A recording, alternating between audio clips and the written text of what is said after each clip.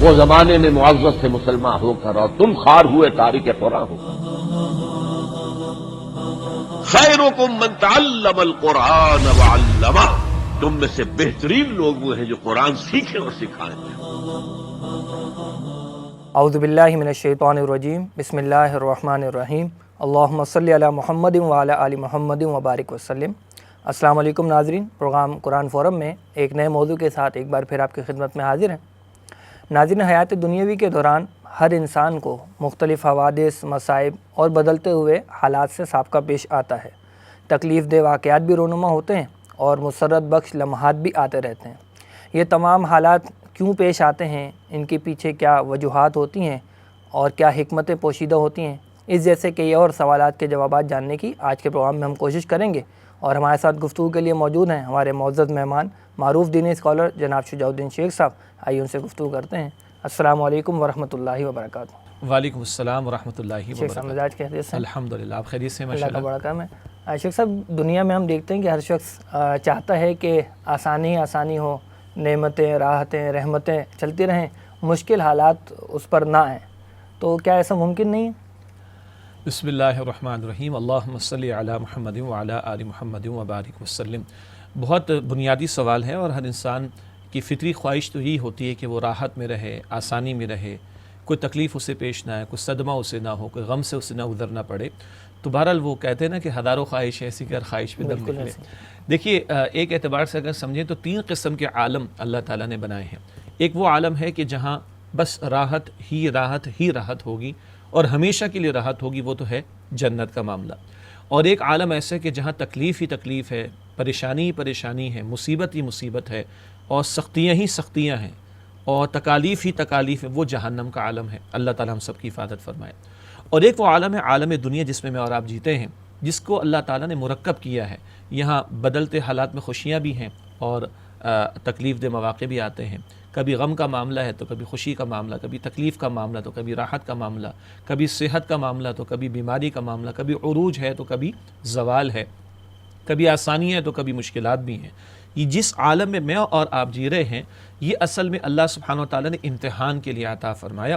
اور جو آج اپنے موضوع کا انتخاب کے بڑا قیمتی ہے کہ بدلتے حالات میں خوشی کا موقع آ جائے، غمی کا موقع آ جائے، اس تعلق سے ہمارے دین کی رہنمائی کیا ہے، تو اس پر انشاءاللہ ہم تفصیل سے کلام کریں گے۔ لیکن پہلا اصولی جواب یہ ہے کہ ایک عالم جنت کا ہے، راحت ہی راحت۔ ایک عالم تکالیف ہی تکالیف کا ہے، وہ عالم جہنم ہے۔ اور ایک یہ دنیا ہے کہ جس میں اللہ تعالیٰ نے ایک معاملے کو مکس رکھا ہے اور مرکب کیا ہے، تکالیف بھی رکھی ہیں، آسائشیں بھی رکھی ہیں۔ اور اس کو اللہ تعالیٰ ایک لفظ میں اگر کہتا ہے تو وہ یہ ہے کہ اللہ تعالیٰ نے ابتلا میں، امتحان میں، آزمائش میں لوگوں کو ڈالا۔ اب بدلتے حالات میں کبھی خوشی میسر آئے تو بھی امتحان ہے، اور اگر تکلیف میسر آئے تو یا آ جائے تو وہ بھی امتحان ہے، صحت عطا ہوئی تو وہ بھی امتحان ہے، اگر بیماری میں مبتلا کر دی تو وہ بھی امتحان ہے۔ ادھر یہ معاملات مکس ہمیں ملیں گے۔ وہ عالم جنت ہمیشہ کی راحت ہے، اور وہ عالم جہنم کہہ لیجئے وہ ہمیشہ کی تکلیف کا مقام ہے۔ تو اس اعتبار سے اس کو سمجھنے کی ضرورت ہے۔ شیخ صاحب، اسی بات کو تھوڑا سا آگے بڑھاتے ہیں۔ جو بھی حالات آ رہے ہیں، اچھے آ رہے ہیں یا برے آ رہے ہیں، ایک حادثات کے معاملات ہیں، پازیٹیو نیگیٹو، تو اس کے پیچھے کوئی بڑی حکمت کار فرما ہوتی ہے۔ ایک تو آپ نے اشارہ کیا امتحان کا معاملہ، کچھ اور چیزیں بھی ہوا کرتی ہیں، بندے کو کوئی فائدہ پہنچانا مقصود ہو، یا کبھی کوئی سزا کا معاملہ بھی اس میں ہوتا ہے۔ جی، اصل اصولی جواب تو وہی امتحان والا ہے۔ اس امتحان میں بہت سارے پہلو ہیں۔ کبھی کسی کو اللہ سبحانہ وتعالیٰ جھنجھوڑتا ہے، ذرا سخت جملہ ہے، لیکن جھنجھوڑنے کا مقصد یہ ہوتا ہے کہ مشکل میں ایک بندہ آ گیا، تکلیف میں ایک بندہ آ گیا تو اس کا دل نرم ہو جائے، اور یہ اجتماعی سطح پر بھی قوموں کے لیے ہوا کرتا ہے۔ اسی طریقے پر کبھی اللہ سبحانہ وتعالیٰ کسی کو کسی آزمائش میں مبتلا کرتا ہے، تکلیف میں مبتلا کرتا ہے، تو وہ اس کے لیے سزا کا باعث بھی ہو سکتا ہے۔ یہ بھی ذرا مشکل قسم کا جملہ ہے۔ کبھی ایک معاملہ ایسا ہو سکتا ہے کہ کسی کو تکالیف میں مبتلا کیا گیا، پریشانیوں میں مبتلا کیا گیا، تو یہ اس کے لیے خیر ہو سکتی ہے بات کہ یہ اس کے لیے درجات کی بلندی کا باعث بن جائے۔ تو اگر بڑے کینوس میں دیکھیں، اگر جنرلائز کریں، تو بدلتے حالات اور واقعات کا وارد ہونا ہمارا یہ بھی ایمان ہے کہ اللہ کی طرف سے ہے، اور یہ جو کچھ وارد ہو رہا ہے اللہ کے اذن سے ہو رہا ہے، اس کے حکم سے ہو رہا ہے، اور اس میں اس کی بے شمار حکمتیں ہیں۔ اور ایک ٹائٹل تو ہم نے دیا اس کو امتحان اور آزمائش کا۔ البتہ تھوڑا سا اگر ہم کھولتے چلے جائیں تو کبھی کسی کو جھنجھوڑنے کی بات آتی ہے، جیسے کہ قرآن میں سورہ روم کی آیت نمبر 41 میں ذکر آتا ہے کہ ظہر الفساد فی البر والبحر بما کسبت ایدی الناس، خشکی اور تری میں فساد مچ گیا لوگوں کے کرتوتوں کی وجہ سے، لیذیقہم بعض الذی عملوا، تاکہ اللہ تعالیٰ ان کے بعض اعمال کا ان کو مزہ چکھائے، لعلہم یرجعون، تاکہ وہ لوٹیں اللہ کی طرف۔ اس آیت پر ہم نے پہلے بھی کسی پروگرام میں کلام کیا، اور یہ آیت بہت قیمتی ہے، سورہ روم کی آیت نمبر 41، کہ یہ بدلتے حالات میں مشکلات کا آنا، مصائب کا آنا، کئی مرتبہ یہ لوگوں کے اپنے اعمال کا نتیجہ، لیکن اللہ فرما رہے سارے اعمال نہیں، کچھ اعمال کا مزہ چکھائے، یہ اللہ کی شان کریمی ہے۔ اس میں بھی حکمت کیا ہے کہ لعلہم یرجعون، یہ لوگ لوٹیں اللہ سبحانہ وتعالی کی طرف۔ تو کبھی سختیاں، تکالیف کا پیدا کیا جانا اور اس میں لوگوں کا مبتلا کیا جانا ان کے اعمال کا، کرتوتوں کا، برے اعمال کا نتیجہ بھی ہوتا ہے۔ ایک حکمت اس میں کیا ہوتی ہے کہ لعلہم یرجعون، لوگ لوٹیں اللہ سبحانہ وتعالی کی طرف۔ یہ تو وہ پہلو ہے جھنجھوڑنے والا بھی، مگر اس میں بھی ایک حکمت کیا ہے کہ دل نرم ہو اور لوگ اللہ تعالیٰ کی طرف پلٹنے والے بن جائیں۔ کبھی ایسا ہوتا ہے کہ کسی کے گناہوں کی سزا بھی اس کو دی جا رہی ہوتی ہے، اللہ تعالیٰ ہم سب کی حفاظت فرمائے۔ اور قرآن حکیم میں یہ بھی ذکر آتا ہے کہ وما اصابکم من مصیبت فبما کسبت ایدیکم، تم پر جو مصیبتیں آتی ہیں، آزمائشیں آتی ہیں، وہ اس وجہ سے کہ تمہارے کرتوت ایسے ہو جاتے ہیں۔ تو کبھی اللہ سبحانہ وتعالیٰ بندوں کے برے اعمال کی وجہ سے بھی ان پر مصائب کو مسلط کر رہا ہوتا ہے۔ اب ایک بڑا قیمتی سوال یہ اٹھتا ہے، یہ پتہ کیسے چلے گا کہ یہ اللہ تعالیٰ جھنجھوڑ رہا ہے؟ یہ کیسے پتہ چلے گا کہ اللہ تعالیٰ سزا دے رہا ہے؟ یا بلکہ ایک حدیث شریف کا ذکر میں پہلے کر دوں، پھر اس کو ہم کنکلوڈ کرتے ہیں۔ حدیث میں ذکر آتا ہے کہ بعض مرتبہ اللہ سبحانہ وتعالیٰ اپنے کسی بندے کو بلند درجہ عطا کرنا چاہتا ہے، اللہ کی مشیت، اللہ جو چاہے سو فیصلہ کرے، لیکن بندے کے اعمال ایسے نہیں کہ ان اعمال کے اجر و ثواب کے نتیجے میں وہ بلند درجہ حاصل کر لیں۔ اللہ تعالیٰ لیکن اس کو دینا چاہتا ہے بڑا درجہ، تو اللہ تعالیٰ اس کو مشکلات میں مبتلا کرتا ہے، آزمائش اس پر ڈالتا ہے، تکالیف میں اس کو مبتلا کرتا ہے، اور وہ بندہ پھر صبر کرتا ہے، اور اس صبر کی بدولت اللہ اپنے فضل سے بندے کو بلند درجہ عطا فرماتا ہے۔ اب اگر کنکلوڈ کریں تو کبھی دلوں کی نرمی، کبھی لوگوں کے برے اعمال کی سزا، اور کبھی کسی کے درجات کی بلندی کا باعث بھی تکالیف بنتی۔ اگر ہم تکالیف کے ہی معاملے میں دیکھیں، کیا ایوب علیہ السلام پر سختیاں نہیں آئیں؟ کیا اللہ تعالیٰ نے کئی برسوں تک ان کو ایک بیماری میں مبتلا نہیں رکھا؟ لیکن صبر ایوب بھی مشہور ہو گیا، اور پھر اللہ تعالیٰ ان کے درجہ، خیر پیغمبر تو ویسے ہی معصوم ہوتے ہیں، پیغمبر کو تو معاملہ ہے ہی درجات کی بلندی کا۔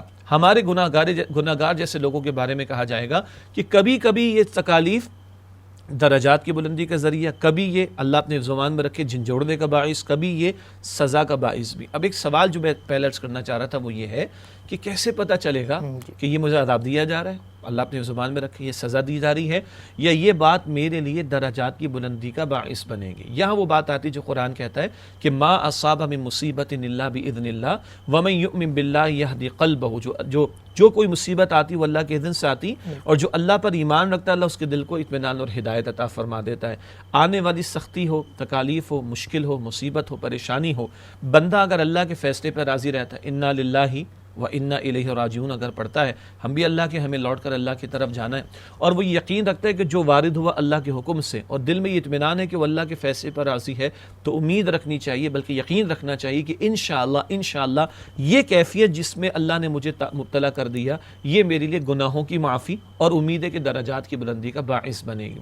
اس کے برعکس علماء نے لکھا کہ جس بندے پر تکلیف آتی ہے اور وہ جزا فضا کرتا ہے، چیختا اور چلاتا ہے، جیسے بڑے کفریہ جملے میں میرے ہی گھر اللہ تعالیٰ کو ملا تھا اور کوئی ملا نہیں اللہ کو، معاذ اللہ ثم معاذ اللہ، اگر یہ چیخنے چلانے کی روش ہے اور بندہ اللہ کے فیصلے میں راضی نہیں رہتا تو ڈرنا چاہیے کہ یہ گناہوں کی سزا کا باعث ہو سکتی ہے۔ یہ ذرا بات طویل ہو گئی، لیکن یہ تین پہلو ہمارے سامنے رہیں، اور پھر یہ کہ یہ کیفیت باطن کی اصل میں ہے کہ بندہ اللہ کے فیصلے پر راضی ہے تو امید ہے کہ یہ سختیاں ہمارے لیے راحت کا باعث بنیں گی، اجر و ثواب کا باعث بنیں گی، گناہوں کی معافی کا باعث بنیں گی، اور درجات کی بلندی کا باعث بنیں گی۔ لیکن اس کے برعکس اللہ کے فیصلے پر بندہ راضی نہیں، شکوہ شکایت زبان پر ہے، تو ڈرنا چاہیے کہ کہیں اللہ تعالیٰ کی طرف سے سزا کا معاملہ تو نہیں۔ یہ تو کچھ بات ہو گئی منفی حالات کے اعتبار سے۔ اگر ہم پازیٹیولی دیکھیں، ایک شخص اگر نیکی کا، تقوی کا رستہ اختیار کرتا ہے تو کیا دنیا میں بھی اللہ اسے کچھ فائدہ پہنچاتے ہیں؟ جی، اگر اس کو اس انداز سے لیں کہ قرآن حکیم کی بڑی پیاری اصطلاح تقوی جسے کہا گیا، تقوی رمضان شریف میں بہت اس پر کلام ہو، روزے کا حاصل بھی تقوی، اسی طرح اعمال صالحہ کو انجام دینا، تو ہاں آخرت میں تو اجر و ثواب ہے ہی ہے، اللہ تعالیٰ دنیا میں بھی راحت عطا فرماتا ہے، آسانی عطا فرماتا ہے۔ ایک اور انداز سے لیجئے، جیسے آخرت میں مشرکین کے لیے، کفار کے لیے، سرکشوں کے لیے عذاب ہے، اللہ تعالیٰ نے دنیا میں بھی تو عذاب دیا، پچھلی سرکش قوموں کو مٹا ڈالا، تو آخرت کا عذاب تو سب سے بڑا ہے، وَلَعَذَابُ الْآخِرَةِ اکبر، وہ سب سے بڑا عذاب ہے، لیکن دنیا میں بھی سرکشوں کو اللہ نے عذاب دی۔ اسی طرح آخرت میں تو ایمان والوں کے لیے، تقوی والوں کے لیے راحتیں بھی ہیں، نعمتیں بھی ہیں، اللہ دنیا میں بھی ان کو عطا فرماتا ہے۔ مثال کے طور پر سورہ طلاق ہے 28 پارے میں، اور عنوان نام سے ہی ظاہر ہے کہ اس میں طلاق کے موضوع پر بھی کلام ہے، لیکن جہاں طلاق کے موضوع پر کچھ کلام وہاں پر ہے مسائل کے حوالے سے، وہیں اللہ تعالیٰ نے تقوی کی برکت عطا فرمائی کہ من یتق اللہ یجعل لہ مخرجا، جو اللہ کا تقوی اختیار کرے۔ تقوی کیا ہے؟ خوف خدا کا دل میں ہونا، گناہوں سے اپنے آپ کو بچانا، اور رب کا خوف رکھتے ہوئے کہ یہ زندگی میں جو میں گزار رہا ہوں، کل اس کا جواب مجھے اللہ کے حضور دینا ہے، اس احساس کے ساتھ بندہ گناہوں سے بچتے ہوئے زندگی بسر کرے تو اللہ فرماتا ہے من یتق اللہ یجعل لہ مخرجا، جو اللہ کا تقوی اختیار کرے اللہ تعالیٰ مشکلات سے نکلنے کا راستہ اس کے لیے بنا دے گا۔ وَيَرْزُقُ مِنْ حَيْثُ لَا يَحْتَسِبُ، اللہ وہاں سے رزق دے گا جہاں اس کا گمان بھی نہیں ہوگا۔ آگے قرآن اسی سورہ طلاق کے شروع میں فرماتا ہے کہ من یتق اللہ یجعل لہ من امرہ یسرا، جو اللہ کا تقوی اختیار کرے اللہ اس کے کاموں میں آسانی فرما دے گا۔ اور من یتق اللہ یجعل لہ من یتق اللہ یکفر عنہ سیئات ویعظم لہ اجرا، جو اللہ کا تقوی اختیار کرے اللہ اس کے گناہوں کو مٹا دے گا اور اللہ اس کو اجر عظیم عطا فرمائے گا۔ تو مشکلات سے نکال دیا جانا، رزق عطا کیا جانا، کاموں میں آسانی فرما دیا جانا، یہ دنیاوی معاملات سے متعلق۔ اسی طرح استغفار کی برکات، نوح علیہ السلام کی دعوت کا ذکر آتا ہے، ویسے تو 950 برس انہوں نے دعوت دی، یہ سورہ عنکبوت میں ذکر آتا ہے، البتہ سورہ نوح جو 29 پارے میں ہے وہاں ہم پڑھے تو دن میں بھی دعوت دی، رات میں بھی دعوت دی، انفرادی سطح پر، اجتماعی سطح پر، اور پھر کیا کہتے ہیں فَقُلْتُ اسْتَغْفِرُوا رَبَّكُمْ إِنَّهُ كَانَ غَفَّارًا۔ نوح علیہ السلام نے اپنی قوم سے کہا کہ استغفروا ربکم، اپنے رب سے بخشش مانگو، استغفار کرو، انہ کان غفارا، اللہ بہت بخشنے والا ہے، یرسل السماء علیکم مدرارا ویمددکم باموال وبنین ویجعل لکم جنات ویجعل لکم انہارا، اللہ موسلا دھار بارش بھی برسائے گا، مال بھی عطا فرمائے گا، بیٹے بھی عطا فرمائے گا، باغات بھی عطا فرمائے گا، نہریں بھی جاری فرما دے گا۔ یہ دنیا کی برکتوں کا بیان ہو رہا ہے کہ اگر استغفار کی کثرت کرو، اللہ کی طرف رجوع کرو تو اللہ یہ دنیا میں بھی تمہیں راحتیں و برکتیں عطا فرمائے گا۔ شیخ صاحب اس ذیل میں آخری بات یہ بھی فرما دیجئے کہ کیا یہ صرف انفرادی سطح پر ہوتا ہے یا اجتماعی سطح پر بھی یہ معاملات ہوتا ہے؟ ماشاءاللہ بہت اچھا سوال آپ نے اٹھایا، ایک خیال آ رہا تھا اور آج ماشاءاللہ آپ نے اس کو سوال کی صورت میں پیش کیا۔ یہ پوری قوم کے بارے میں بھی سورہ اعراف میں اگر ہم پڑھیں، قرآن کہتے ہیں وَلَوْ أَنَّ أَهْلَ الْقُرَىٰ آمنوا واتقوا لفتحنا علیہم برکات من السماء والارض، اگر بستیوں والے ایمان لاتے، وہ جو سرکش قومیں تھی، قرآن کہتا ہے اگر یہ بستیوں والے ایمان لاتے اور تقوی کی روش اختیار کرتے، ہم آسمان سے بھی برکت عطا فرماتے، زمین سے بھی برکت عطا فرماتے۔ تو بندے صاحب ایمان بنے، بندے صاحب تقوی بنے، نیک اعمال میں آگے بڑھے، گناہوں سے بچنے والے بنے، تو اللہ تعالیٰ دنیا میں آسمان سے برکت عطا فرمائے گا، زمین سے برکت عطا فرمائے گا۔ اور اگر اجتماعی سطح پر دیکھیں تو قرآن کہتا ہے اگر اس کے اللہ کے احکام کا نفاذ اگر کیا جائے تو اللہ تعالیٰ قرآن میں فرماتا ہے سورہ المائدہ کی آیت نمبر 66 میں وَلَوْ أَنَّهُمْ أَقَامُوا التَّوْرَاةَ وَالْإِنْجِيلَ لَأَكَلُوا مِنْ فَوْقِهِمْ وَمِنْ تَحْتِ أَرْجُلِهِمْ، اگر وہ تورات اور انجیل کے احکام کا نفاذ کرتے، اپنے اوپر سے بھی کھاتے، نیچے سے بھی کھاتے، یعنی اللہ آسمان سے بھی برکتیں کھول دیتا، زمین سے بھی برکتیں ان کو عطا فرما دیتا۔ شیخ صاحب یہ فرمائیے گا کہ اب یہ جو یہ اچھے برے حالات ہیں یہ کافروں کے پر بھی پیش آ رہے ہیں اور مومن پر بھی پیش آ رہے ہیں، تو بندہ مومن کا کیا طرز عمل ہونا چاہیے؟ ماشاءاللہ بہت پیارا سوال ہے اور بڑا اچھا سوال اس پہلو سے کہ اس آزمائش میں سے تو ہر ایک گزارا جا رہا ہے، لیکن ایک طرز عمل ہوتا ہے کافرانہ اور ایک طرز عمل ہوتا ہے مؤمنانہ۔ مؤمنانہ طرز عمل کیا ہوتا ہے؟ قرآن حکیم جا بجا اہل ایمان کی صفات کا ذکر کرتا ہے، ان کی صفات میں ان کا شکر گزار ہونا بھی بیان کرتا ہے اور ان کی صفات میں صبر کرنے والا بیان ہونا اس کا بھی ذکر کرتا ہے۔ مثال کے طور پر قرآن ہمیں بتاتا ہے سورہ البقرہ کی مشہور آیت ہے کہ وَلَنَبْلُوَنَّكُمْ بِشَيْءٍ مِّنَ الْخَوْفِ والجوع ونقص من الاموال والانفس والثمرات وبشر الصابرین، کہ ہم ضرور تمہاری آزمائش کریں گے، خوف کے ذریعے، بھوک کے ذریعے، جان اور مال کے نقصان کے ذریعے، پیداوار کے نقصان کے ذریعے، لیکن اے نبی علیہ السلام صبر کرنے والوں کو بشارت دیجئے۔ کون ہے؟ الذین اذا اصابتهم مصیبہ، جب کوئی مصیبت آتی، جان میں آ جائے، مال میں آ جائے، اولاد میں آ جائے، پروڈکشن میں آ جائے، پیداوار میں آ جائے، وسائل میں آ جائے، قالوا انا للہ وانا الیہ راجعون، بے شک ہم اللہ کے ہیں اور ہمیں بھی لوٹ کر اللہ سبحانہ وتعالیٰ کی طرف جانا ہے۔ جسم اللہ نے دیا، مالک وہ ہے، بیماری آ گئی تو اس کا فیصلہ، 60 برس گزارے، میں نے 40 گزارے، کسی نے 35 گزارے، کسی نے 55 گزارے، اب تک صحت کس نے دی تھی؟ اسی نے دی تھی۔ آج اگر بیماری اس نے دے دی تو بہرحال اسی کا حکم ہے، ہاں میں علاج بھی کروں گا، پرہیز بھی کروں گا، اس سے دعا بھی کروں گا، لیکن اس کے فیصلے پر راضی رہوں گا، زبان پہ شکوہ شکایت نہیں لاؤں گا۔ حدیث میں آتا ہے، اللہ کے پیارے نبی علیہ الصلوۃ والسلام فرماتے، بخاری شریف میں بھی روایت ہے کہ مومن کا معاملہ بڑا عجیب ہے، بہت عمدہ، بڑا پیارا، بڑا خوبصورت ہے، اس کے ہر معاملے میں خیر ہی خیر ہے، کیوں؟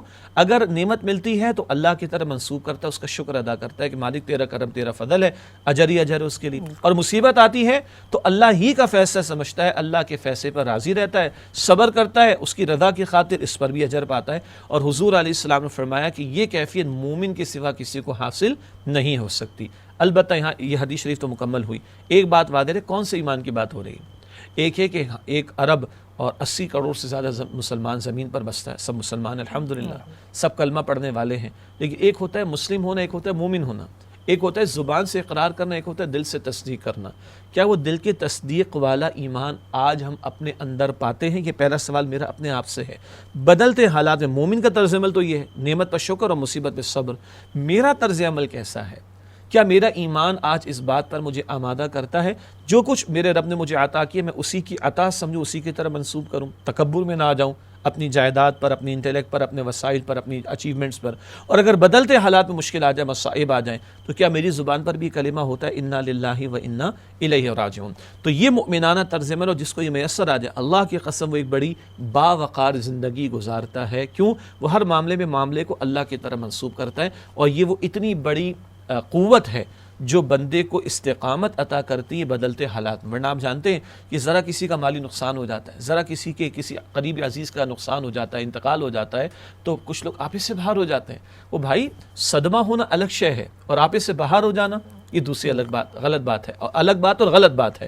تو مؤمنانہ طرز عمل یہ کہ ان معاملات کو اللہ کی طرح منسوب کر کے ایک باوقار رویہ اختیار کرنے کی کوشش کی جائے. اور آج ان حالات سے ہم گزر رہے ہیں، یقیناً اس کیفیت میں تو بہت زیادہ اس حدیث مبارک کی طرف توجہ کرنے کی ضرورت ہے کہ ہمارا ایمان تو وہ ہے جو نعمت پر شکر اور مصیبت پر صبر کی ہمیں دعوت دینے والا. شیخ صاحب، کبھی ایسا بھی تو ہوتا ہے کہ کوئی ایک چھوٹی سی مشکل آتی ہے اور اللہ تعالیٰ کسی بڑی پریشانی سے، بڑی مشکل سے ہمیں بچا لیتا ہے. یہاں کچھ ہمیں ایسا بھی لگتا ہے کہ یار یہ تو بہت ہی اچھی چیز ہے، لیکن اس کے پیچھے کوئی خدا نہ خواستہ بڑی مشکل ہمارے لیے ہوتی ہے. تو اللہ کی طرف سے جو بھی حالات ہم پر وارد ہوتے ہیں ان میں ایک پہلو یہ بھی ہوا کرتا ہے. یہ بہت قیمتی بات آپ نے بیان فرمائی، اور اس سے ہو سکتا ہے آپ کے ذہن میں بھی آیت کریمہ ہو، میرے ذہن میں بھی آ رہی ہے. سورہ البقرہ کی آیت نمبر 216 ہے. ویسے قتال کا حکم ہے، کتب علیکم القتال وہو کرہ لکم، کہ تم پر قتال کرنا فرض کیا گیا، وہ تمہیں بڑا ناپسندیدہ لگ رہا ہے. بہرحال جنگ کس کو اچھی لگتی ہے، لیکن اللہ کیا فرما رہا ہے؟ وعسیٰ ان تکرہوا شیئا وہو خیر لکم وعسیٰ ان تحبوا شیئا وہو شر لکم واللہ یعلم وانتم لا تعلمون. یہ آخری جملہ بھی بڑا زبردست ہے. فرمایا کہ دیکھو تم پر قتال کرنا فرض کیا گیا، تمہیں ناگوار لگ رہا ہے، ہو سکتا ہے ایک شے تمہیں ناگوار لگے اور وہی تمہارے لیے خیر ہو، اور عین ممکن ایک چیز کو تم بڑا اچھا محسوس کرو، پسند کرو، اور وہ تمہارے لیے شر ہو. واللہ یعلم وانتم لا تعلمون، اور اللہ تعالیٰ جانتا تم نہیں جانتے. تو بدلتے حال، ہماری عقل تو کم ہے نا، بلکہ کچھ بھی نہیں، ہمارا علم تو کم ہے بلکہ کچھ بھی نہیں. فرشتے کہہ رہے ہیں سبحانک لا علم لنا الا ما علمتنا، تو ہماری کیا اوقات ہے. تو بھارت عرض کرنے کا مطلب یہ تھا کہ بدلتے حالات میں ایک سچویشن سامنے ہوتی ہے اور ہمیں بڑی ناگوار لگتی ہے، حالانکہ اس کے پیچھے بہت بڑا خیر ہوتا ہے. اور کبھی ایک شے بڑی اٹریکٹیو لگ رہی ہوتی ہے اور اس کے پیچھے شر ہوتا ہے. چھوٹے سے بچے سے ہمیں سمجھ آتی ہے بات. جب بقرعید کا موقع آتا ہے، لوگ تکے بوٹیاں بناتے ہیں اور وہ کوئلے جلاتے ہیں، تو بچے ہاتھ آگے بڑھاتے ہیں. کیوں؟ ان کو اس میں لائٹ نظر آتی ہے. ہم ہاتھ ہٹا دیتے ہیں نا، اور اگر بچہ زیادہ ہاتھ ڈال دے تو کچھ اور بھی کرتے ہیں ہم سب کو پتہ ہے. کیوں؟ اس کو سمجھ نہیں ہے، اس کو تو لائٹ نظر آ رہی ہے. ہمیں پتہ ہی انگارہ اس کا ہاتھ جل جائے گا. ہم اس وقت یہ کہتے ہیں بھائی تجھے نہیں پتہ، ہمیں پتہ ہے. تو اللہ تعالیٰ ہمیں سمجھا رہا ہے واللہ یعلم وانتم لا تعلمون، اور اللہ تعالیٰ جانتے تم نہیں جانتے. اور شاید ہم نے کسی موقع پر کلام بھی کیا، پھر اس کو دہرا لیا جائے تو بہتر ہے کہ اللہ کے پیارے نبی علیہ السلام نے جمعے کے دن سورہ کہف کی تلاوت کی تلقین فرمائی. سورہ کہف میں کئی اہم واقعات آئے ہیں، اور ظاہر پرستی کا فتنہ، مادہ پرستی کا فتنہ، میٹریلزم کا فتنہ، اس پر بڑی ضربیں لگیں ان واقعات میں. اور ایک بڑا قیمتی واقعہ جس میں 3 واقعات ہیں، حضرت موسیٰ علیہ السلام اور جناب خضر کا واقعہ ہمارے سامنے آتا ہے. کشتی توڑ دی تھی، بچہ قتل کر دیا تھا، دیوار ٹھیک کر دی تھی اجرت کے بغیر. تو حضرت موسیٰ علیہ السلام فرما رہے کشتی تم نے توڑ دی، تم نے بچے کو قتل کر دیا، ارے بھائی کھانا انہوں نے کھلایا نہیں بغیر اجرت کہ تم نے دیوار بھی ٹھیک کر دی. مشہور واقعہ. تو جناب خضر فرماتے میں نے سب اللہ کے حکم سے کیا. کشتی کچھ مسکین لوگوں کی تھی، محنت مزدوری کر کے کچھ کماتے تھے، آگے ظالم بادشاہ تھا. اگر وہ پوری صحیح سلامت کشتی دیکھتا تو چھین لیتا، سارا ان کا ذریعہ معاش چلا جاتا. ذرا سا عیب میں نے پیدا کیا، وہ اپنا تختہ وغیرہ لگا کے ٹھیک کر لیں گے تو یہ کشتی بچ گئی. ذرا سی تکلیف کے پیچھے ایک بڑی راحت تھی, ایک بڑا فائدہ تھا جو ان کو میسر آ گیا, ورنہ ساری کشتی چلی جاتی. بچہ قتل کر دیا, ہاں اللہ کے حکم سے قتل ہوا. اگر بچہ بڑا ہوتا تو ماں باپ کے لیے کفر کا باعث بنتا. اللہ تعالیٰ نے بچے کو چھوٹی عمر میں موت دے دی تو یہ نابالغ سے تو ویسے ہی پکڑ نہیں ہوتی. ماں باپ کا بھی بھلا ہو گیا اور آئندہ اللہ بہتر اولاد ان کو عطا فرما دے گا. اور تیسرا, یہ دیوار کیوں ٹھیک کر دی بھائی؟ اجرت بھی تم نے نہیں لی ان سے اور دیوار ٹھیک کر دی. ارے بھائی وہ یتیم بچوں کا کوئی خزانہ دفن ہے نیچے اور ان کا باپ نیک آدمی تھا اور اللہ تعالیٰ نے چاہا کہ یہ دیوار محفوظ رہے تو خزانہ محفوظ رہے گا, بچے بڑے ہوں گے تو نکال لیں گے اس میں سے. تو اس لیے ہم نے یہ کام کیا. جناب خضر نے فرمایا تو جمعے کے دن سورہ کہف کی تلاوت بھی کی جائے, اس مقام کو ترجمے کے ساتھ بھی پڑھا جائے تو ہم دیکھیں کہ ایک چیز ناگوار لگ رہی مگر اس کے پیچھے بہت بڑا خیر. اور کون جانتا ہے؟ اللہ جانتا ہے, ہم نہیں جانتے. تو اس کے فیصلے پر راضی رہیں گے تو خیر ہی پر رہیں گے انشاءاللہ تعالی. جزاک اللہ. محترم ناظرین, پروگرام میں وقت ہو ایک وقفے کا. وقفے کے بعد جب حاضر خدمت ہوں گے تو کچھ سوالات کریں گے موجودہ حالات کے حوالے سے. ہمارے ساتھ رہیے گا. بریک کے بعد دوبارہ حاضر ہوتے ہیں. اجازت دیجیے. السلام علیکم ورحمۃ اللہ وبرکاتہ.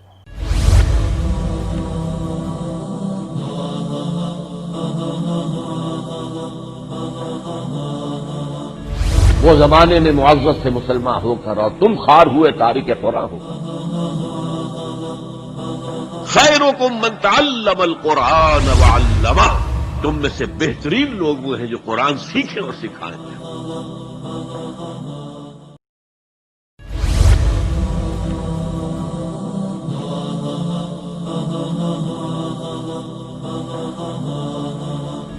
وہ زمانے میں معزز سے مسلمان ہو کر اور تم خوار ہوئے تارک قرآن ہو.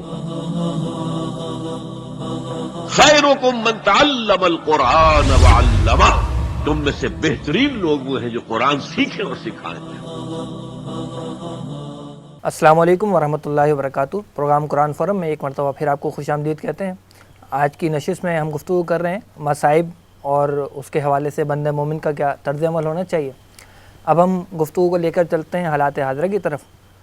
شیخ صاحب, اس وقت پوری دنیا جو ہے وہ ایک اجتماعی مصیبت کا شکار ہے کرونا وائرس کی صورت میں, اور پھر مقامی سطح پر پاکستان میں ٹڈی دل ہے, ہمارے پڑوسی ملک میں بھی یہی حال ہے, اور چاند گرہن اور سورج گرہن اور اس طرح کی چیزیں بھی چل رہی ہیں. تو یہ جو بھی حالات چل رہے ہیں اس کو ہمیں کس تناظر میں دیکھنے کی ضرورت ہے؟ کیا یہ سب ہمارے اوپر ہمارے اعمال کی وجہ سے سزائیں مسلط ہو رہی ہیں یا یہ اللہ کی طرف سے آزمائش جاری و ساری ہے؟ بسم اللہ الرحمن الرحیم. تھوڑا مشکل سوال ہو گیا آپ کی طرف سے, کیونکہ اس میں کووڈ-19 کو بھی آپ نے شامل کیا ہے, پھر آپ نے ٹڈی دل کے حملوں کے حوالے سے بات کی, پھر ساتھ آپ نے سورج گرہن اور چاند گرہن کا بھی تذکرہ کر دیا. پہلے میں چاہتا ہوں کہ سورج گرہن چاند گرہن کا ذرا سا ایک خاص پس منظر بیان ہو جائے.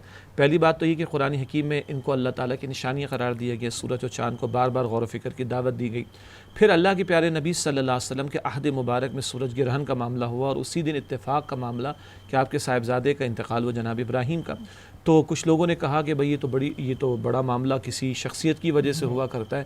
تو اللہ کے رسول علیہ الصلوۃ والسلام نے فرمایا کہ نہیں, یہ سورج اور چاند تو اللہ کی نشانیوں میں سے دو نشانیاں ہیں, ان کا کسی شخصیت کی وفات یا کسی اور تعلق سے کوئی معاملہ نہیں ہے, بلکہ اللہ تعالیٰ اپنی نشانیوں کے ذریعے سے لوگوں کو توجہ دلاتا ہے.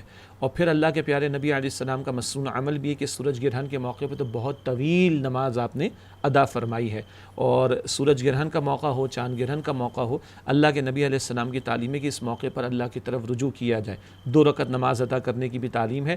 احناف کی رائے ہے کہ سورج گرہن کے موقع پر جو ہے وہ اجتماعی طور پر نماز ادا کی جائے اور چاند گرہن کے موقع پر انفرادی طور پر ادا کی جائے. جبکہ دیگر فقہا کے خاص طور پر کیونکہ ہمارے ناظرین سعودی عرب کا بھی نیشنل ٹیلی ویژن دیکھتے ہوں گے, تو ان کے یہاں جو ہے وہ چاند گرہن کے موقع پر بھی باجماعت نماز کا اہتمام ہوتا ہے, اور 1-2 مرتبہ حرمین میں اس کا موقع بھی ہمیں میسر آیا الحمدللہ. حاصل کلام یہ ہے کہ سورج گرہن کا معاملہ, چاند گرہن کا معاملہ, یہ ایک بڑا حساس اور نازک معاملہ ہوتا ہے زمین والوں کے لیے.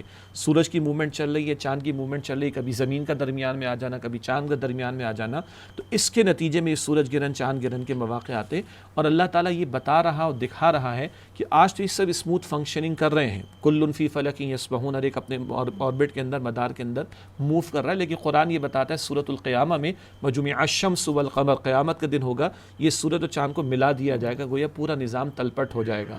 تو یہ جو آج اس موومنٹ کے اندر کچھ تھوڑا سا کمی بیشی کا معاملہ یا حساس موقع کا آنے کا معاملہ, اللہ گویا کہ زمین والوں کو متوجہ کرتا ہے، اور اللہ کے نبی علیہ السلام سے بڑھ کر کس کا اللہ تعالیٰ سے تعلق مضبوط ہوگا؟ تو ان مواقع پر تو حضور کا معاملہ رجوع اللہ کا تھا، سجدوں کی کثرت کا تھا، استغفار کی کثرت کا تھا، طویل قیام کا تھا، بہت طویل نماز حضور نے ادا کی ہے اس موقع پر۔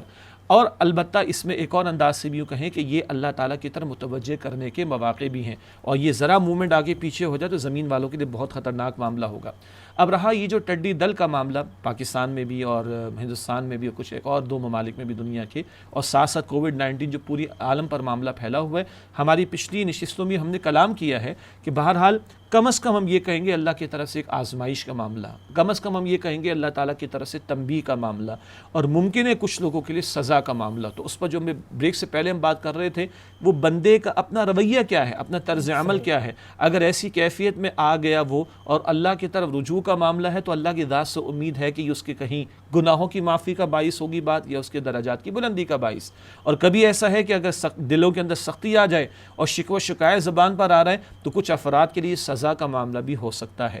اچھا، ایک اور تناظر میں دیکھیں، اللہ کے نبی صلی اللہ علیہ وسلم نے ہمیں یہ بھی ارشاد فرمایا، یہ کووڈ-19 کے تعلق سے میں عرض کر رہا ہوں، آپ نے فرمایا کہ جب قوموں میں بے حیائی فحاشی پھیلتی ہے تو اللہ تعالیٰ ایسی ایسی بیماریوں میں مبتلا کر دیتا ہے کہ جس کا تذکرہ لوگوں نے پہلے کبھی بھی نہیں سنا ہوتا۔ ایک بحث تو ہماری چلتی ہے کہ آیا یہ حقیقتاً کوئی بیماری ہے یا آرٹیفیشلی اس کو پھیلایا گیا، اللہ نوز دی بیسٹ، لیکن یہ حقیقت ضرور ہے کہ اس وقت یہ بیماری ہے، ایک پورا عالم اس کی لپیٹ میں آ چکا ہے۔ تو کم سے کم یہ امتحان اور آزمائش تو ہے اللہ کی طرف سے۔ البتہ احادیث سے ہمیں یہ بھی معلوم ہو رہا ہے کہ جب زنا کی کثرت ہو جاتی ہے، فحاشی اور یعنی پھیلتی ہے، تو ایسی ایسی بیماریاں پیدا ہوتی ہیں کہ جس کا تذکرہ لوگوں نے پہلے نہیں سنا ہوتا۔ اور اللہ تعالیٰ ہمیں اپنے زمان میں رکھے، پورے عالم میں جس انداز سے عالمی سطح پر دجالی تہذیب کو پھیلایا گیا اور فیملی سسٹم کی بربادی کا معاملہ، نکاح کے پاکیزہ بندھن کو توڑنے کی بات، اور زنا کی کثرت کا معاملہ، مرد اور عورت کے آزاد اختلاط کی باتیں، اور حتیٰ کہ مسلم ممالک میں بھی جس طرح فحاشی اور یعنی کے سیلاب کو پھیلایا جا رہا ہے، تو یہ بات بعید از قیاس محسوس نہیں ہوتی کہ یہ ہمارے ان گناہوں کے نتائج ہمارے سامنے آ رہے ہیں۔ البتہ ہم نے ایک اور بات بھی پہلے کی تھی بریک سے پہلے کہ لعلہم یرجعون، کے لوگ لوٹیں اللہ سبحانہ وتعالیٰ کی طرف۔ تو یہ امتحان بھی ہے، یہ ایک آزمائش بھی ہے، یہ اللہ کی طرف سے تنبیہ بھی ہے، یہ اللہ تعالیٰ کی طرف سے وارننگ بھی ہے، اور کچھ بعید نہیں، کچھ لوگوں کے لیے سزا کا پہلو بھی ہو۔ تو اللہ تعالیٰ ہمیں سبق لینا ہے وہ ہے رجوع اللہ کا معاملہ، اللہ کی طرف پلٹنے کی بات۔ ٹڈی دل کے حملے کے تعلق سے بھی میں عرض کر دوں کہ شاید پچھلے کسی ایک پروگرام میں بھی ہم نے ذکر کیا تھا، لیکن آج کل ہم خبریں پڑھ رہے ہیں کہ کیفیت اور بڑھ رہی ہے۔ تو اس تعلق سے ہم نے پہلے بھی ذکر کیا تھا کہ آل فرعون پر بھی مختلف نوعیت کے عذاب آئے تھے، اور جن میں ٹڈی دل کا بھی حملہ ان کی فصلوں پر ہونا، یہ قرآن حکیم ہمیں بتاتا ہے سورہ آراف کی آیت نمبر 133 میں۔ تو پتہ چلا کہ ماضی کی سرکش اقوام پر بھی کبھی ٹڈی دل کے حملے ہوئے، کبھی طوفان ان پر آئے، کبھی جوئیں ان کے اناج میں پیدا کر دی گئیں، کبھی وہ کھاتے پیتے تو مینڈک ان کے سامنے ہوتے، یا جو کھاتے وہ خون بن جاتا، پیتے وہ خون بن جاتا، معاذ اللہ۔ یہ اللہ تعالیٰ نے کیفیات سرکش قوموں پر بھی مسلط کی۔ اس تعلق سے ڈرنا چاہیے کہ کہیں یہ اللہ کی طرف سے کوئی چھوٹے عذاب کی قسم نہ ہو، جو قرآن ایک جگہ فرماتا ہے نا کہ وَلَنُذِيقَنَّهُم مِّنَ الْعَذَابِ الْأَدْنَىٰ دُونَ الْعَذَابِ الْأَكْبَرِ لَعَلَّهُمْ يَرْجِعُونَ، بڑے عذاب سے پہلے ہم چھوٹے چھوٹے عذاب ان پر بھیجتے رہیں گے تاکہ لوگ رجوع کریں، اللہ سبحانہ وتعالی کی طرف لوٹیں۔ تو اس کو اگر ہم سم اپ کریں تو امتحان، یہ آزمائش ہے، اور اللہ کی طرف رجوع کا معاملہ۔ آج میں درد دل یہ رکھنا چاہتا ہوں آپ کے اس پروگرام کے توسط سے کہ دیکھیے 3 مہینے سے زیادہ کا معاملہ، اس سے بھی اوپر کا معاملہ ہو چکا ہے، اور ابتداً تو کچھ دینی حلقوں کی طرف سے بھی باتیں آ رہی تھیں، کچھ رجوع اللہ کی بات ہو رہی تھی، اور ہم نے بھی درد دل قوم کے سامنے رکھنے کی کوشش کی جہاں جہاں اللہ نے ہمیں توفیق دی، دیگر اہل علم کو توفیق دی، ہمارے علماء کرام کو توفیق دی۔ لیکن اب محسوس یہ ہو رہا ہے کہ بے حسی اس سطح پر آ گئی ہے کہ وہ رجوع اللہ کی طرف توجہ کا معاملہ دکھائی نہیں دیتا۔ ایک وہ وقت تھا کہ ایک آزمائش ہم پر مسلط ہوئی، اور وہ آزمائش کا معاملہ یہ تھا کہ جو بھی ایک ہنگامی صورتحال ہے اور جو بھی ایس او پیز پر عمل کرنا تھا، جو بھی احتیاطی تدابیر اختیار کرنی تھی، مساجد بند ہو گئی تھیں۔ اور مجھے خود یاد ہے، میں نے مسجد کے جمعے کے خطبے میں بھی ذکر کیا، میڈیا پر بھی ذکر کیا کہ جہاں جمعے کی امامت کی ذمہ داری الحمدللہ اللہ تعالیٰ نے عطا فرما رکھی ہے، رمضان شریف سے پہلے جو آخری جمعہ میں نے پڑھایا تھا صرف 15 لوگ مسجد میں تھے، اور وہ بہت بڑی مسجد ہے جہاں اس کے پارک کو اگر ملائیں تو 4-5 ہزار لوگوں کی کیپیسٹی ہے، سارا صحن خالی، سارا پارک وہ خالی، دروازوں پر لاک تھا اور لاک کے باہر لوگ کھڑے ہوئے تھے۔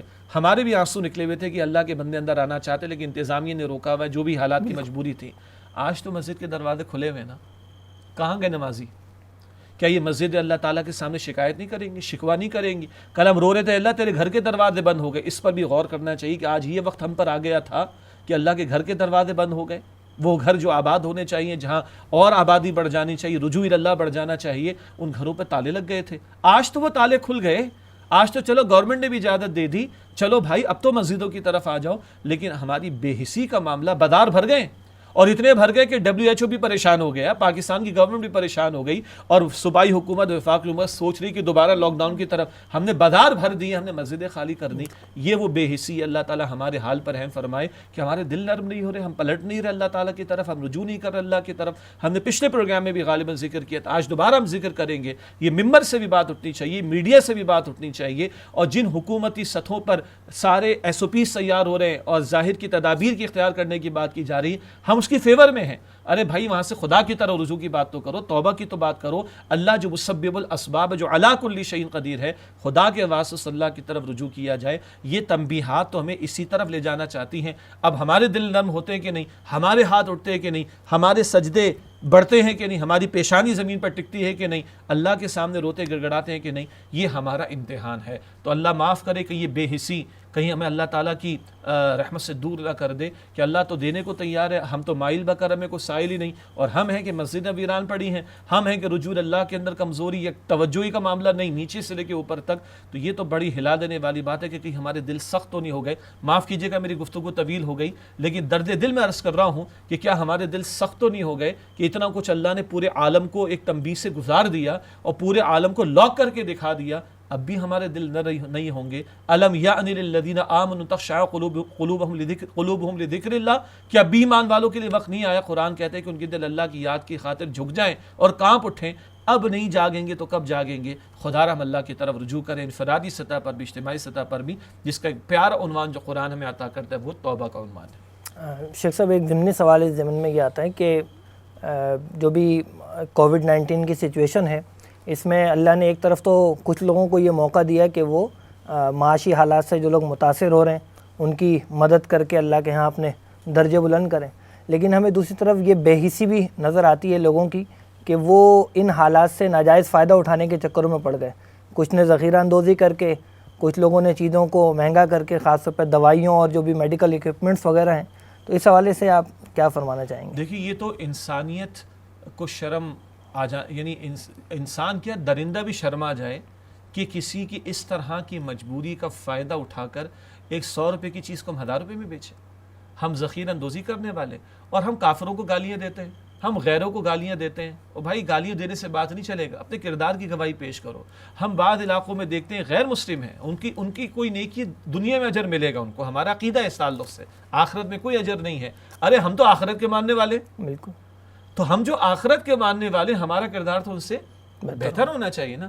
میں نے کہا نا یہ پوری آزمائش ہے ہماری. جیسا آپ نے کہا ماشاءاللہ کچھ وہ لوگ ہیں, میں پرسنلی جانتا ہوں, شاید میں نے کسی پروگرام میں بھی ذکر کیا ہو, کہ جن کی فیکٹریز ہیں, جنہوں نے 1 ٹکا اپنے لوگوں کی تنخواہ کا نہیں کاٹا, جنہوں نے ایک بندے کو نہیں نکالا. میں پرسنلی جانتا ہوں جنہوں نے ان کو تنخواہ کے ساتھ راشن کے پیکٹس بھی دیے, ماشاءاللہ انہیں آخرت کمائی الحمدللہ.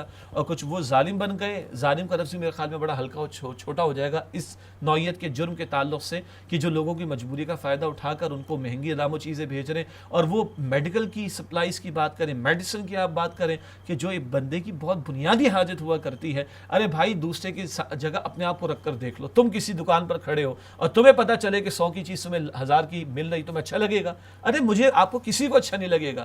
کدھر گیا میرا ایمان جو کہتا ہے کہ لا یؤمن احدکم حتی یحب لاخیہ ما یحب لنفسہ. تمہیں کوئی شخص مومن نہیں ہو سکتا جب تک کہ اپنے بھائی کے لیے وہی بات پسند نہ کرے جو اپنے لیے پسند کرتا ہے. تو یہ پرلے درجے کی کیا مطلب الفاظ میرے پاس نہیں ہیں کہ یہ ڈوب مرنے کا مقام, اس سے بھی بڑا کوئی لفظ ہو یا کوئی جملہ تو ہمیں استعمال کرنا چاہیے. یہ کیسا, یعنی ہمارا ایمان والا ہونے کا دعویٰ, ہمارا اللہ اور اس کے رسول کو ماننے کا دعویٰ, ہمارا آخرت کو ماننے کا دعویٰ, اور ہم مخلوق خدا جو امت محمد صلی اللہ علیہ وسلم, اس مخلوق خدا سے ناجائز فائدے لینا چاہتے ہیں اور ان کی مجبوری کا فائدہ اٹھا کر ان کو لوٹنا چاہتے ہیں. تو یہ حرام ہی تو ہے نا, اور حرام سے پلا ہوا جسم جہنم کا مستحق ہے, اللہ کے رسول فرماتے.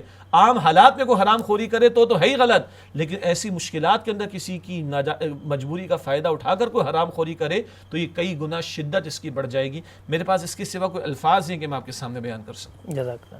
شیخ صاحب آپ یہ بھی بیان کر رہے تھے کہ ان وقت ہے کہ ہم اللہ کی طرف رجوع کریں، تو اللہ کی طرف رجوع ہم کس طرح سے کریں؟ کوئی اس کا طریقہ ہے؟ کوئی تسبیح پڑھنی ہوگی؟ ہمیں کیا کام کرنے ہوں گے کہ ہم اللہ کی طرف رجوع کر سکیں؟ جی دیکھیے، توبہ کا اصل مفہوم ہے پلٹنا، اور ایک پلٹنے سے مراد کیا ہے؟ گناہوں کو چھوڑ کر نیکیوں کی طرف آنا، اللہ اور اس کے رسول علیہ السلام کی اطاعت کی طرف آنا. ہم قائل ہیں کہ دل میں بھی افسوس کے جذبات ہو کہ میں نے اللہ کو ناراض کیا. ہم قائل ہیں کہ زبان پر کلمات بھی ہوں، ربنا ظلمنا انفسنا وان لم تغفر لنا وترحمنا لنکونن من الخاسرین رب اغفر وارحم وانت خیر الراحمین. ہم قائل ہیں کہ تمام دعائیں پڑھی جائیں، مانگی جائیں، بلکہ ہم قائل ہیں کہ استغفار کی تسبیحات پڑھی جائیں. اللہ کے رسول نے تعلیم ہمیں عطا فرمائی صلی اللہ علیہ وسلم. مگر بھائی یاد رکھیں کہ توبہ صرف کرنے کا نام نہیں ہے، یعنی پڑھنے کا نام نہیں ہے. توبہ صرف پڑھنے سے نہیں ہوتی، توبہ کرنے سے ہوتی ہے. ایک میری اور آپ کی انفرادی توبہ ہے. کیا میں نے اپنے ماں باپ کا دل تو نہیں دکھا رکھا؟ کیا میں نے اپنی بیوی بچوں کے ساتھ زیادتی تو نہیں کر رکھی؟ کیا میں نے اپنے پڑوسی کا حق تو نہیں مار رکھا؟ کیا میں نے اپنے رشتہ دار سے قطع تعلقی تو نہیں کر رکھی؟ کیا میں نے کسی کا مال تو نہیں دبایا ہوا؟ کیا میں کسی کا قرض لے کر تو نہیں بیٹھا ہوا، پیسہ لے کر تو نہیں بیٹھا ہوا؟ کیا کسی سے میں نے ناجائز طور پر منافع تو نہیں کمایا؟ یہ ساروں کی اصلاح ضروری ہے، توبہ اس کا نام ہے. اللہ کا حق تو نہیں مار بیٹھا کہ نمازوں کو میں نے ترک کر دیا، نمازوں کو میں نے ضائع کر دیا، میں نماز کی طرف لوٹ آؤں. یہ تو ہے انفرادی سطح کا معاملہ. لیکن جب معاملہ اجتماعی مصائب کا ہوتا ہے تو توبہ بھی اجتماعی سطح پر کرنی ہوگی. ایک توبہ جو ہمارے حکمرانوں کو کرنی چاہیے. افسوس کے ساتھ میں کو 58 مسلم ممالک ہیں، میرے علم میں نہیں ہے، واللہ عالم، ہو سکتا ہے کہیں سے بات اٹھی ہو. 58 مسلم ممالک میں سے کتنے، کوئی 3 ملک بتا دیں کہ جنہوں نے اجتماعی طور پر قوم کو توبہ کرنے کی دعوت دی ہو. ایک ملک میرے علم میں نہیں. اور ہم تو پاکستان، اسلامی جمہوریہ پاکستان، ہمارا تو لیڈنگ رول ہے دنیا کے اندر، مسلم ورلڈ کے اندر، مسلم امہ کے اندر. مگر افسوس کی بات ہے کہ ہماری بھی اجتماعی توبہ کو بات نہیں اٹھی. ہاں وہ ایک وہ ٹیلی تھون کہتے ہیں غالباً نا، جو چندہ جمع کرنے کی بات تھی، سارے سے گورنمنٹ کے لوگ بھی شامل تھے اور پرائم منسٹر بھی شامل تھے اور کچھ میڈیا کے لوگوں کو بٹھایا گیا اور مولانا طالب جمیل صاحب سے دعا بھی کرا لی گئی. اور اس کے بعد ان کے جن لوگوں لے کر جو بیچاروں کے ساتھ اللہ ان پر رحم فرمائے، یعنی ان کو صحت بھی دے، بیچ میں ان کو کوئی زخمی بھی ہو گئے تھے گر کے، اللہ ان کو صحت عطا فرمائے. اور پھر جو پوری قوم کہ ہمارے میڈیا اینکر پرسنز جو ان کے پیچھے پڑ گئے، اللہ ان لوگوں کو ہدایت عطا کرے. بس وہ ایک دعا تو ہوئی ہے، لیکن اجتماعی طور پر قوم کو موٹیویٹ کرنا. ارے ہم کتنے دن مناتے ہیں، یوم فلاں، فلاں کا دن، فلاں کا دن. کوئی توبہ کا دن منا لو. اور منانے سے ہماری مراد نہیں کہ تم چھٹی کرو اور کچھ کے لیے جلسے منعقد کیے جائے، جو ممکن بھی نہیں ہے ابھی. ہم تو کہہ رہے ہیں کہ بھائی 2 ڈھائی 3 لاکھ مساجد ہیں، مساجد کے ممبر سے توبہ کی پکار لگاؤ. یہ 100 چینلز موجود ہیں، دن رات فحاشی اور یعنی جو دکھا رہے. صحیح تو کہا تھا طارق جمیل صاحب نے، کون سا برا کہا تھا انہوں نے؟ یہ جھوٹ کے پلندے بیچنے والے، کئی ایک، سارے نہیں، میں ریپیٹ کر دوں، کئی ایک، سارے نہیں، جھوٹ کے پلندے بیچنے والے، یہ جو ہے وہ لوگوں کو بلیک میل کر کے خبریں نشر کرنے والے، دن رات جو ہے فحاشی اور یعنی پھیلانے والے، یہ 100 چینلز، بھائی معاف کیجئے گا، یہ بھی مسلمان ہیں جو مالک ہیں ان کے. خدا کے بندو تم توبہ کی دعوت یہاں سے دو. کیا حکمرانوں کے لیے کوئی مشکل ہے؟ یہ جس خبر کو نشر نہیں کروانا چاہتے وہ نشر نہیں ہوتی، اور جس خبر کو نہ چاہتے ہوئے بھی چاہتے ہیں کہ نشر ہو تو نشر ہو جاتی ہے. کیا یہ توبہ کی دعوت کے لیے 100 چینلز کو استعمال نہیں کر سکتے؟ پرائم منسٹر بیٹھ کے، chief of the army staff بیٹھ کر اور صدر مملکت بیٹھ کر پوری قوم کو توبہ کی دعوت نہیں دے؟ کیا مشکل ہے اس کے اندر؟ مجھے بتا دیں کیا مشکل ہے؟ اور وہ حرمین شریفین، اللہ وہاں کے حکمرانوں کو ہدایت دے. ارے حرم میں بیٹھ کر دعا کر لو اللہ سے، وہاں سے نشر کر دو پوری امت کے سامنے، وہاں سے توبہ کا درس دے دیا جائے. تو ان کو بھی توبہ کرنی پڑے گی. توبہ مجھ سے شروع ہوگی، آپ سے شروع ہوگی، یہ ناظرین دیکھنے سے شروع ہوگی، حکمرانوں کی جانب سے شروع ہوگی. اور ایک بڑی توبہ ہم نے کیا کرنی ہے؟ ہمارے حکمران پھر پر تول رہے کہ ہم باہر والوں سے پیسہ قرض کے طور پر لیں. یہ قوم مقروض ابن مقروض اور غلام ابن غلام ہو چکی ہے. ہم وہ سود کے دھندے چھوڑنے کو تیار نہیں. جاپان والے زیرو کر چکے ہیں، امریکہ والے زیرو کی بات کر رہے ہیں، یورپ والے زیرو کی بات کر رہے ہیں. ارے کافر ہو کر سود کو چھوڑ رہے ہیں، ہم مسلمان ہو کر نہیں چھوڑیں گے. تو آج اللہ کو راضی کرنا پڑے گا. قرآن تو کہتے ہیں فَأَذَنُ بِحَرْبٍ مِّنَ اللَّهِ وَرَسُولِهِ. اگر سود کے معاملات کو نہیں چھوڑتے تو اللہ تعالیٰ اس کے رسول علیہ السلام سے جنگ کے لیے تیار ہو جاؤ. ارے یہ جنگ تو ختم کرو. ہم چاہتے ہیں اللہ کی رحمتیں برسیں، ہم اللہ اس کے رسول سے جنگ کی حالت میں ہوں گے تو کیسے رحمتیں نازل ہوں گی؟ تو خدا را ہمارے حکمراں یہ توبہ کی روش اختیار کریں. توبہ صرف کہنے کا نام نہیں ہے، توبہ کرنے کا نام ہے. گناہوں کو چھوڑنا یہ ہے اصل توبہ. یہ صوبائی حکومت اور وفاقی حکومتیں آپس میں لڑ رہی ہیں، یہ بلیم گیم کا معاملہ چل رہا ہے. ارے بھائی یہ تعاون کا موقع ہے، تعاون کرو ایک دوسرے کے ساتھ اور اللہ کی طرف رجوع کرو. اسی میں ہماری خیر ہے، اسی کے اندر ہماری بھلائی ہوگی انشاءاللہ. شیخ صاحب ہم نے دیکھا تھا کہ شروع میں کچھ مسجد سے اذانیں وغیرہ بھی دی جاتی تھیں، اب وہ چیز بھی سب آہستہ آہستہ ختم ہوتی چلی گئی ہیں. چلیے اس پر بھی ڈیبیٹ تھی علماء کی طرف سے کہ یہ کوئی مستحسن بات نہیں ہے، اس میں کچھ گنجائشیں شاید فقہ مالکی سے کہیں سے نکالی گئی تھی،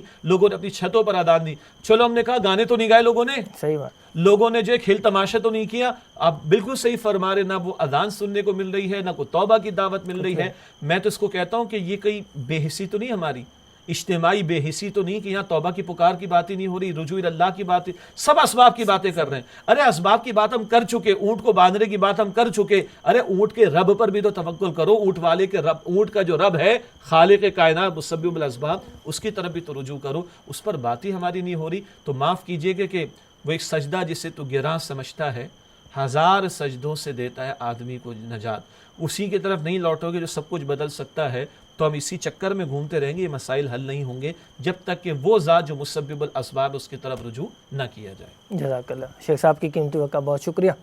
ناظرین، اللہ تعالیٰ سے ہم دعا کرتے ہیں کہ وہ ہمیں تمام آزمائشوں اور مصائب میں اپنی ہی طرف رجوع کرنے کی توفیق عطا فرمائے. انشاءاللہ آئندہ ہفتے ایک نئے موضوع کے ساتھ آپ کی خدمت میں دوبارہ حاضر ہوں گے. تب تک کے لیے اجازت دیجیے. السلام علیکم ورحمۃ اللہ وبرکاتہ.